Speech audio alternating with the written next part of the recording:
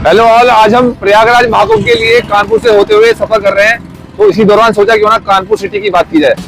तो कानपुर, जिसे कभी मैनचेस्टर ऑफ द ईस्ट कहा जाता था, ये न केवल टेक्सटाइल्स और लेदर इंडस्ट्री के लिए जाना जाता है, बल्कि अब ये शहर एक इमर्जिंग रियल एस्टेट हब बनता जा रहा है। इसका मेन रीजन है कानपुर का स्ट्रेटेजिक लोकेशन, क्योंकि एक तरफ तो ये नॉर्थ इंडिया के इंपॉर्टेंट शहरों को जोड़ता है और दूसरी तरफ गंगा के किनारे इसकी प्रेजेंस इसे धार्मिक और नेचर के हिसाब से महत्वपूर्ण बनाती है।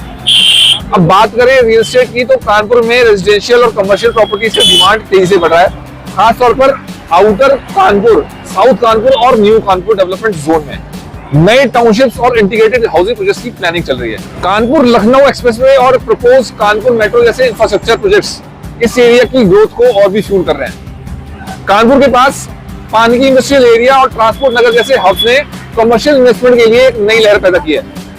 देखिए, अगर आप इंडस्ट्रियल लैंड या वेयर हाउसिंग में इंटरेस्ट रखते हैं तो ये एरिया आपके लिए आइडियल हो सकता है। वहीं आईटी और एजुकेशनल इंस्टीट्यूट्स के एक्सपेंशन के साथ कानपुर में अफोर्डेबल हाउसिंग की डिमांड बढ़ रही है। देखिए, आपको पता होना चाहिए कि इंडिया का सबसे बड़ा डिफेंस कॉरिडोर भी कानपुर में ही आने वाला है और इसके आने के बाद अनुमान है कि इंडिया की डिफेंस इंपोर्ट डिपेंडेंसी काफी कम हो जाएगी। तो दोस्तों, कानपुर सिर्फ एक इंडस्ट्रियल और हिस्टोरिकल सिटी बिल्कुल नहीं है, अभी एक ट्रांसफॉर्मिंग सिटी है। यहाँ इन्वेस्टमेंट करना न केवल फाइनेंशियली रिवॉर्डिंग हो सकता है, बल्कि आपको कल्चरल और सोशल वाइब्रेंसी का भी हिस्सा बनाएगा।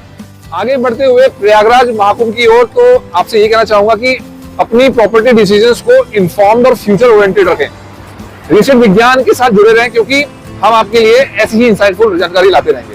Thank you so much.